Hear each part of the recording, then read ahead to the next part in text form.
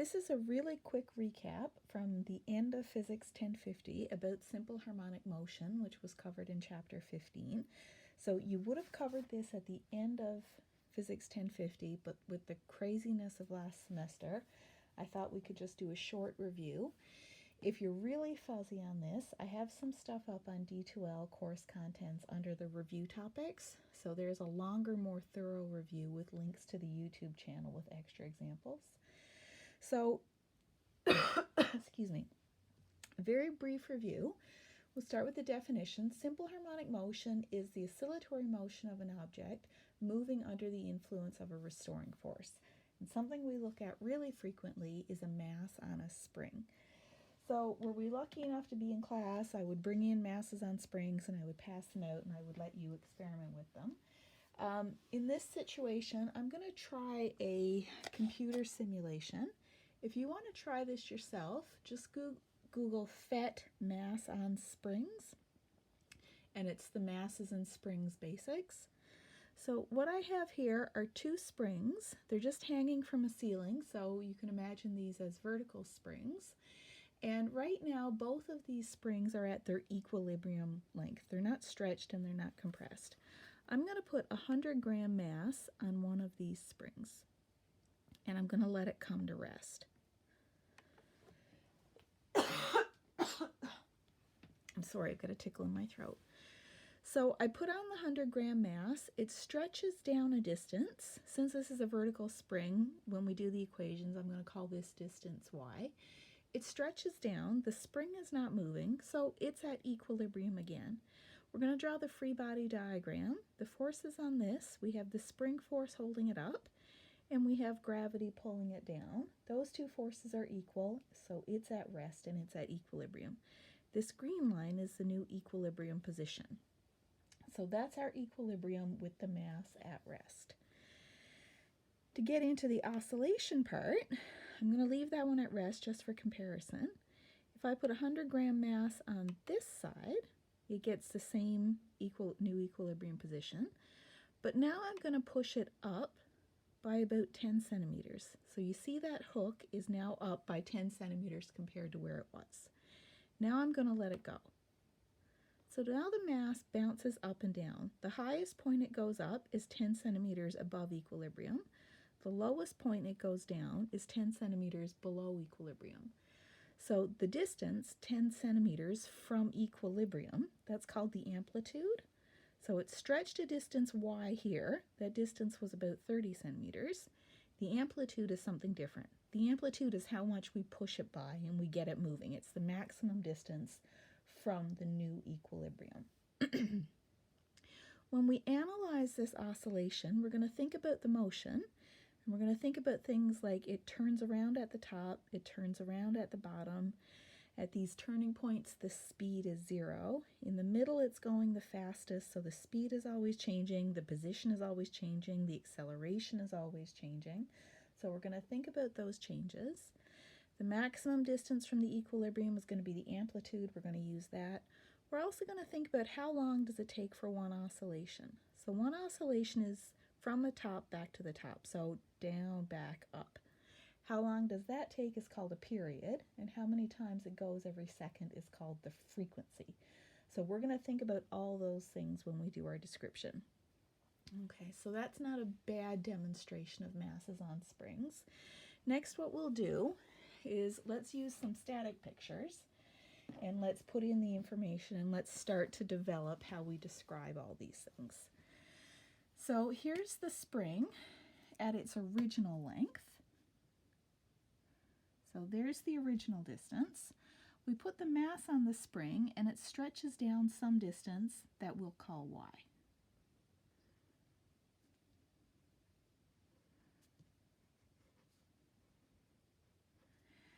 It's stretched down. This is the new equilibrium position.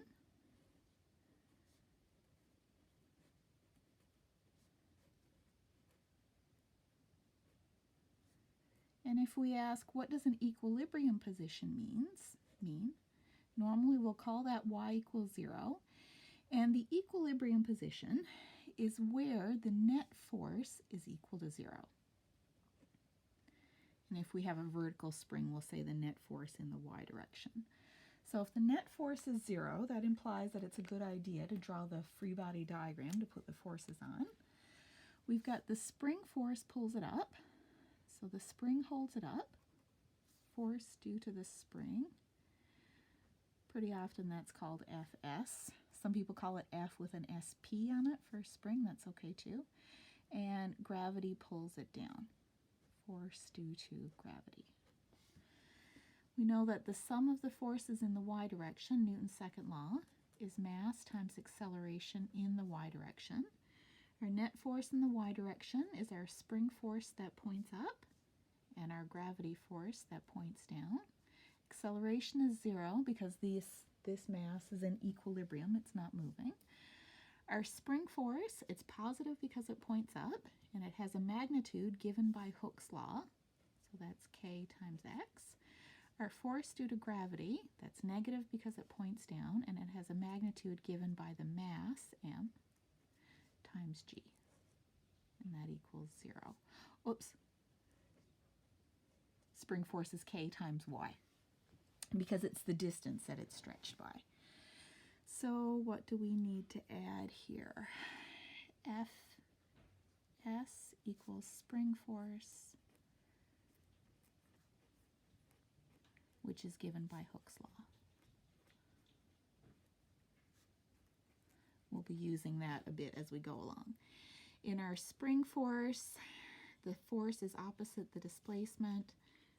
Y is the distance from equilibrium. So how much the spring is stretched or compressed by. And K is equal to our spring constant, and it tells us how stiff or stretchy the spring is.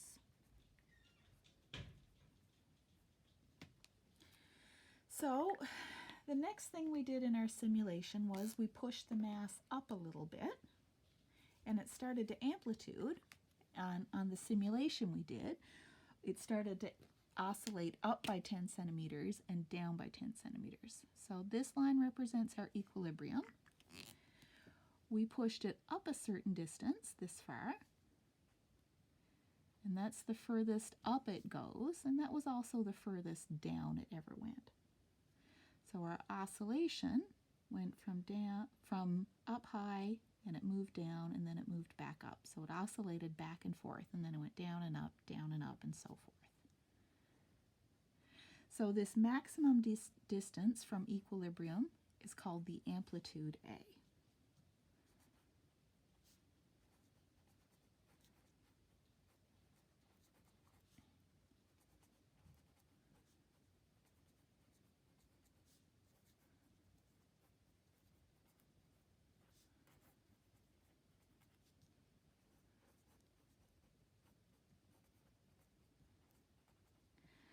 And then the last couple of things we'll talk about is the time for one oscillation to go from this point back up to this point.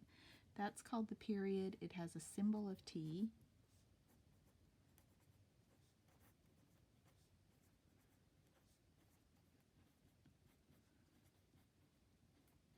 And if we counted up the number of oscillations that happened every second, that would give us the frequency.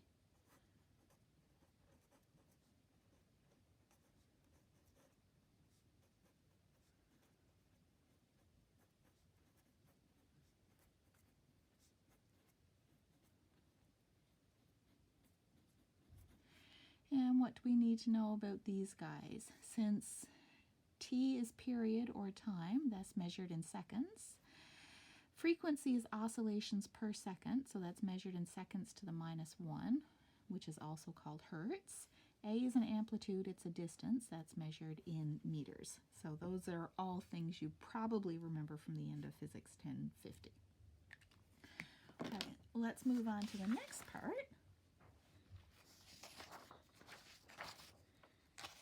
And the next part is trying to find the mathematical description of simple harmonic motion, or in other words, let's find the equation for position, velocity, and acceleration as a function of time. So this time I've made a horizontal mass on a spring. So I'm going to put my mass on a surface. I'm going to say that it's on a frictionless surface.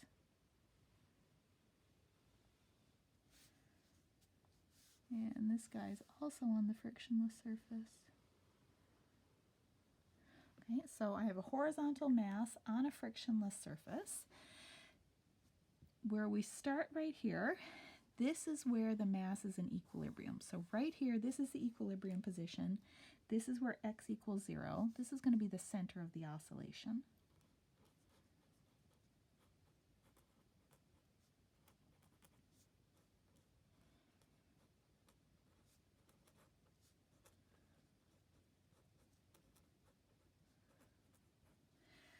And what do we do next?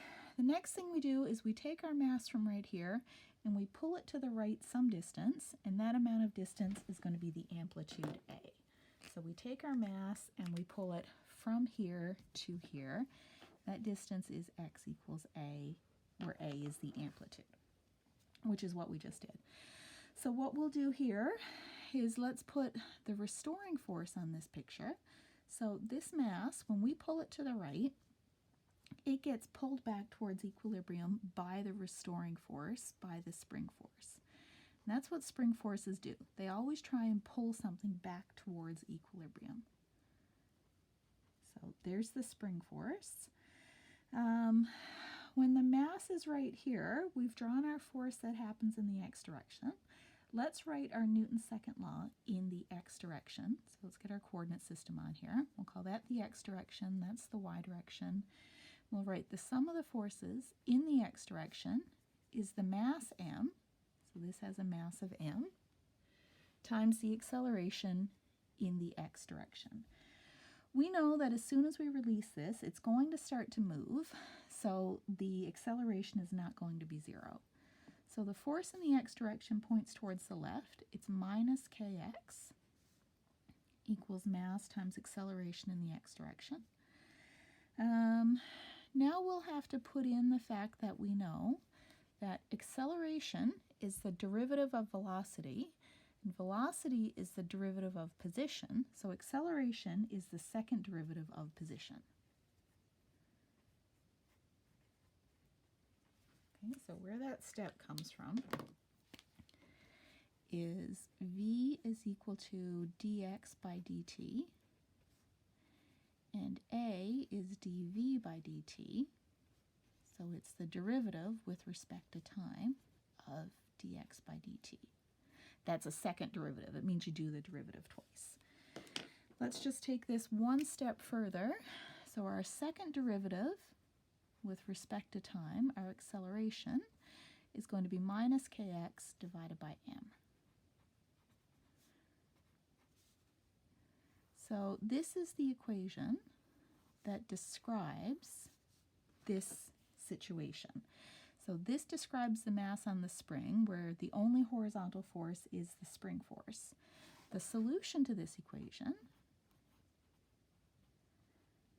is x as a function of time, the position where it is relative to the equilibrium as a function of time, is the maximum position A times the cosine of omega times t,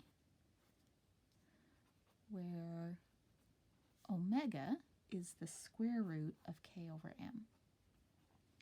So finding that solution is something you would learn to do in one of your math classes. If you'd like to test it and see that it's true, well, you could use this expression and plug it in up here. You could take the second derivative of this function with respect to time, plug it in on this side, put in this function right here, and you would see that those two sides were exactly the same thing. So you can test it to see that it's true. So we know what this graph is going to look like. Let's think about what the motion is. When we let go of our mass, when we initially let go, it's not moving at all. The initial velocity is 0, and it moves to the left. As it moves left, it has a force on it, and it's speeding up, so it's getting faster as it goes right here. As it passes the equilibrium, as it gets to this side, there's a force on it that pulls to the right. So as soon as it passes the equilibrium, it starts to slow down. So it speeds up, speeds up, speeds up, hits right here, slows down, slows down, slows down. So at this point, right at the center, that's where you get maximum velocity.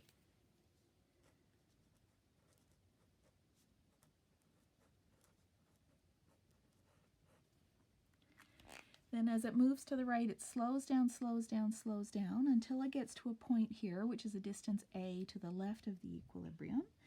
That's where it turns around and starts to move to the right.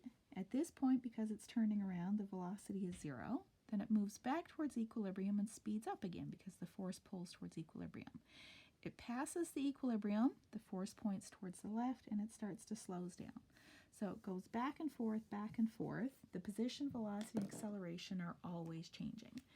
If we were to do a sketch of position as a function of time, we would get a cosine graph. So cosine starts at the amplitude and oscillates.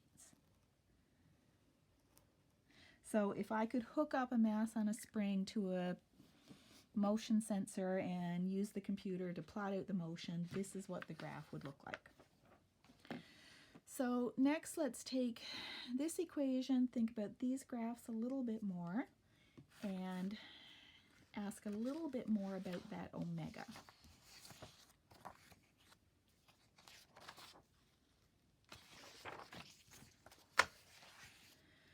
So our graph of position as a function of time, so there's x, there's the horizontal position, the distance from equilibrium, or the position with respect to equilibrium. There's the time, and it goes as a cosine. Starts at the amplitude and goes up and down, oscillates between plus a and minus a. So the amplitude, here's the definition right in here. The amplitude is the maximum distance from equilibrium. And we see that our graph repeats every certain amount of time. So right here it's at a trough, right here it's at a trough. That takes a certain amount of time. That time t is called the period. That time would also be the same if you looked at two crests, for example. So here to here is also the period. So that t, that period, is the time for one oscillation. So let's start to link that together with the equation we just wrote down. We wrote down the equation for x from solving our Newton's second law equation, and that gave us that x equals a times cosine of omega times t, where omega was the square root of k over m. So that was from the previous slide. But we also know that because cosine repeats every amount of time t, we could just as well write down the representation of this graph as x of t equals a times cosine 2 pi over the period times t.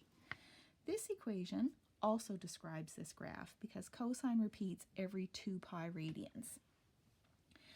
So if we compare these two things, where t is our period, if we compare these two things, it tells us that omega, which is root k over m, must also be 2 pi over t. There's our conclusion right there. So let's write that down.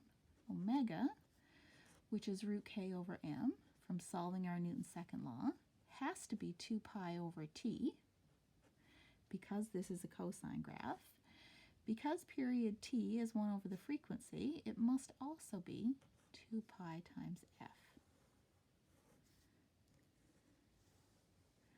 So now this should be familiar from circular motion.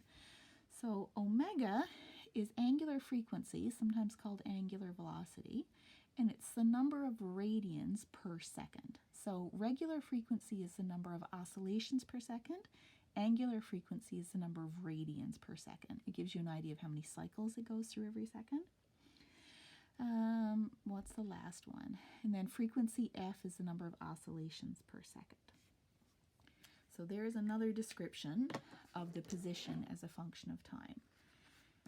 To go to our next step, that talks about position. We also want to be able to talk about velocity. So how do we describe the velocity and the acceleration?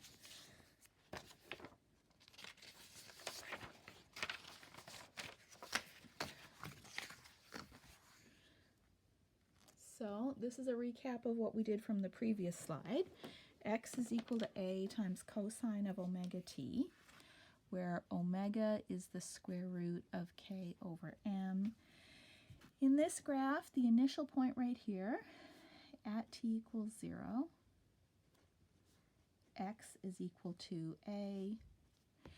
And now let's start to think about velocity. We know that velocity is the slope of a position versus time graph right here. V is equal to the slope. That's equal to 0 at this point. Okay, so we can start thinking about those things. Let's use our equation for x and get our equation for v.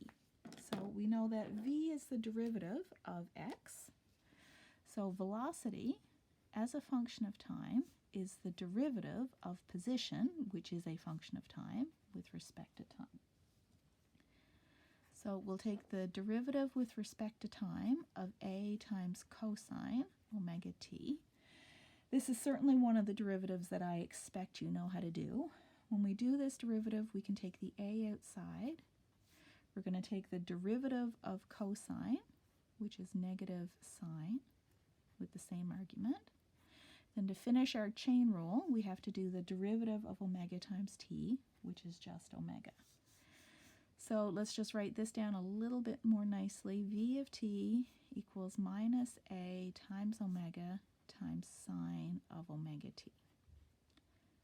So there's our equation for the velocity in simple harmonic motion. What we see about this matches what we had right here. At t equals 0, v is equal to 0. Sine graph starts at 0. Up here our slope is negative. Here our velocity is negative. Right here the velocity is negative and a maximum, negative and a maximum. And then it goes back to 0 right here. So this matches this graph. Another thing we notice about this graph is that it has the same period. So this graph has period t. This graph also has period t. So it has the same period, but it has a different maximum.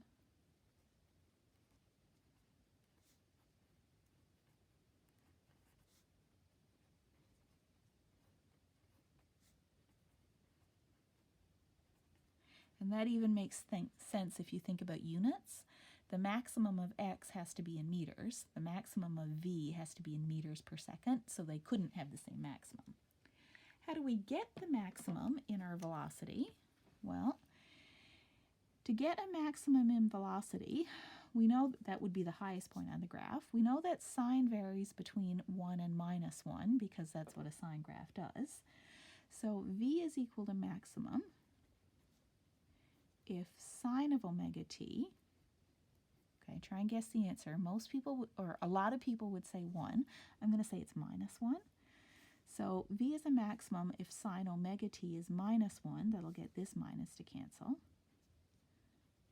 So that means that v maximum is equal to a times omega. This part is the maximum velocity. So right here, this is v max equals plus a omega. And down here, oh, I went off the axis. Down here is minus a omega. So our graph oscillates between a omega and minus a omega. So there's our velocity dealt with. Next, let's do acceleration. We can do that one a little bit faster. So our acceleration is the derivative of velocity.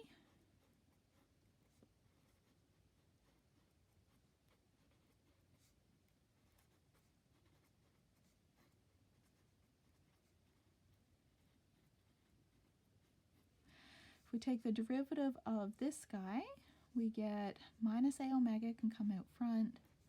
The derivative of sine is cosine. Then we have to take the derivative of omega t, which is just omega. So a of t is equal to minus a times omega squared times cosine omega t. This graph has the same period as the two above it. This one has a different maximum for this one, from this one, and a different maximum from this one.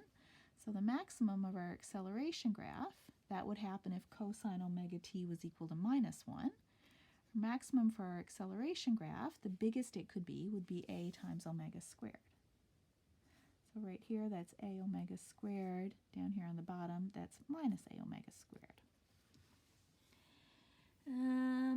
One last thing we'll point out before we move on. if we look at this equation right here, a times cosine omega t, that's just x, right? So this part, a times cosine omega t, that's x. So a of t is equal to minus omega squared times a cosine omega t. So the acceleration is minus omega squared times the position. That's going to be handy, and we'll use that from time to time as well. So now we're almost done. There's one last little step. In everything we've done up to right here, the mass has always been released from the amplitude. So time always started when the mass was at the amplitude. But does that have to be the case? Could you start your stopwatch when the mass was somewhere else? Could we release it from the negative amplitude? Could we release it from the equilibrium but give it a push? Could we release it from some other point and give it a push? I think the answer to all those questions is, of course we can. So we can start our timer whenever we want. So let's just ask what last thing we would have to consider when we're writing down the equations for position, velocity, and acceleration.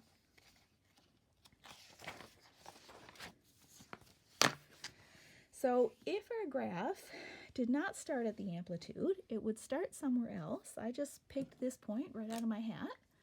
So right here, our starting position, x at t equals 0, is less than the amplitude. And right here, the velocity is negative. So this graph, let's just get that last one back. Can I get them up at the same time? Oh, it doesn't fit very well. Oh, if I do this, it fits okay. So this graph looks pretty much like this graph, but it's shifted. So if I took this and I just pulled it over so that this corresponded to right here, or if I shifted my axes over, then it would look exactly the same as this. That tells us that these two graphs are basically the same thing, but we just have to account for the fact that it doesn't start at the amplitude. The way we account for that is we write down our equation. Still has the same maximum, so it still goes back and forth between plus and minus a. So we still have x of t is equal to amplitude. Still goes up and down like a cosine. Still has the same period. So from here to here is still t. So we've still got omega t, but we need to add in one more part here. And we call that phi naught, and phi naught is called the phase constant.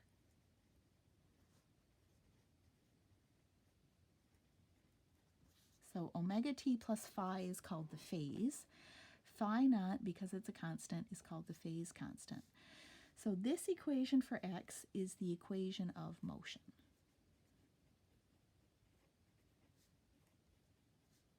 And I'll be giving you written assignments and test questions that ask for equation of motion. By equation of motion, I mean this equation for x. So let's see, does this match the fact of our x of 0 is not equal to the amplitude? Let's put in t equals 0. So at t equals 0, the initial point,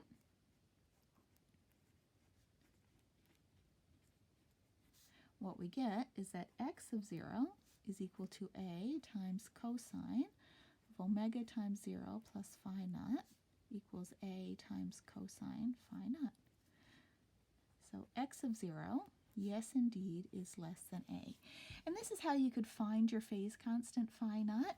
If you knew what your starting point was, so if you knew x of 0, and if you knew the amplitude, you could solve for your phase constant phi naught. To get to our equations for velocity and acceleration, we would just take the derivative. So our velocity equation, v of t, would be the derivative of this guy, minus a omega sine omega t plus phi naught, because it has the same phase. In the acceleration equation, a of t is the derivative of this equation.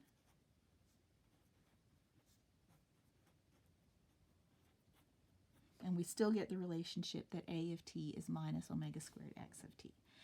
So there's our equations that describe the motion with simple harmonic motion. So it's a really quick summary of chapter 15. If you wanted a longer review, a longer summary, if you just felt really out of sorts at the end of Physics 1050, There is a summary in the course contents under the review section, so you can check that out. There's extra examples and associated videos up onto the YouTube channel. Okay, next we're going to get into chapter 16.